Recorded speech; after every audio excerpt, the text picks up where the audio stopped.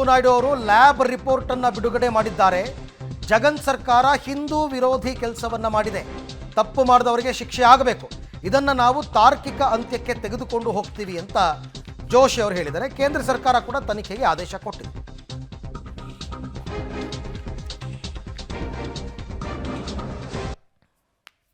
ತಿರುಪತಿಯ ಪ್ರಸಾದದ ವಿಷಯದಲ್ಲಿ ಲಡ್ಡು ಅಂತ ಏನು ಕರೀತಾರೆ, ಈ ತಿರುಪತಿಯ ಲಡ್ಡು ವಿಷಯದಲ್ಲಿ ಭಾಳ ಗಂಭೀರವಾದಂಥ ಒಂದು ಆರೋಪ ಕೇಳಿಬಂದಿದೆ. ಅಲ್ಲಿ ಹಿಂದಿನ ಸರ್ಕಾರ ಮೊದಲು ನಂದಿನಿ ಕಡೆಯಿಂದ ತುಪ್ಪವನ್ನು ತೆಗೆದುಕೊಳ್ತಾ ಇದ್ದರು. ಆ ನಂದಿನಿ ತುಪ್ಪವನ್ನು ಬಂದ್ ಮಾಡಿ ಬೇರೆ ಬೇರೆ ಎಲ್ಲೇ ಕೂಡ ಕೊಟ್ಟು ಅದಾದ ನಂತರ ಈ ರೀತಿ ಅದಾದ ನಂತರ ಯಾವಾಗ ನಂದಿನಿಯ ಒಂದು ತುಪ್ಪವನ್ನು, ನಂದಿನಿಯ ವಸ್ತುಗಳನ್ನು ಖರೀದಿ ಮಾಡೋದು ಬಂದ್ ಮಾಡಿದರು, ಅದಾದ ನಂತರದ ಈ ಘಟನೆಗಳು ನಡೆದಾವೆ ಅನ್ನುವಂಥದ್ದು ಒಂದು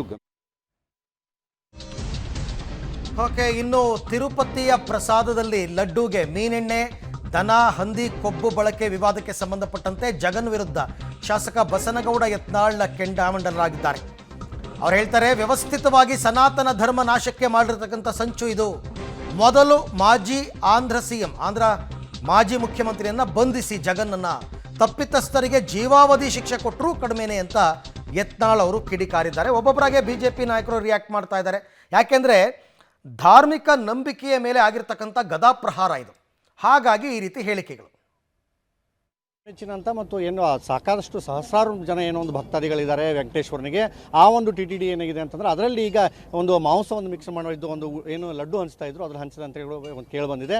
ಅದರ ನಿಟ್ಟಿನಲ್ಲಿ ಏನೋ ಮಾತಾಡಲಿಕ್ಕೆ ಈಗ ನಮ್ಮ ಒಟ್ಟಿಗೆ ಯತ್ನಾಳ್ ಅವರಿದ್ದಾರೆ. ಸರ್, ಮೊದಲನೇದಾಗಿ ಏನು ಅಂತಂದರೆ ಇದು ಎಷ್ಟರ ಮಟ್ಟಿಗೆ ಸರಿ? ಯಾಕಂದರೆ ಈಗ ಆಂಧ್ರ ಪ್ರದೇಶದ ಸಿ ಎಂ ಅವರಿಗೆ ಸ್ಪಷ್ಟಪಡಿಸಿದ್ದಾರೆ ಈ ರೀತಿ ಅದರಲ್ಲಿ ಮೀನದ ಎಣ್ಣೆ, ಅದ್ರ ಜೊತೆಗೆ ಏನು ಅಂತಂದರೆ ದನದ ಮಾಂಸ ಕೂಡ, ಅದ್ರ ಚರ್ಬಿ ಕೂಡ ಹಾಕಿದ್ರು ಅಂತ ಹೇಳಿ.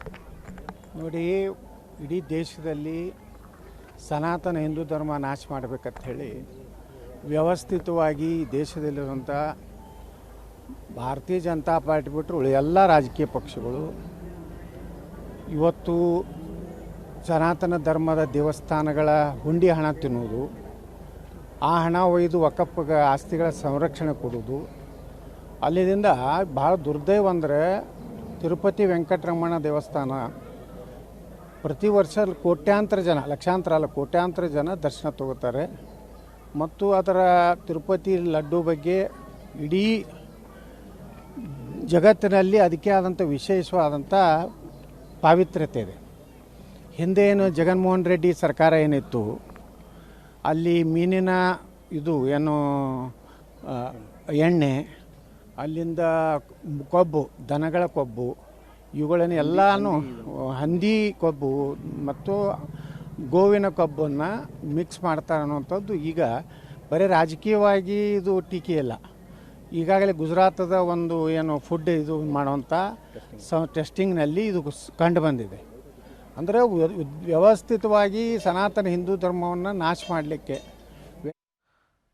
ಓಕೆ, ತಾರ್ಕಿಕ ಅಂತ್ಯಕ್ಕೆ ತಗೊಂಡು ಹೋಗ್ತೀವಿ ಅಂತ ನಾಯಕರು ಹೇಳ್ತಾ ಇದ್ದಾರೆ. ನೋಡೋಣ ಯಾವ ರೀತಿ ಅಂತ.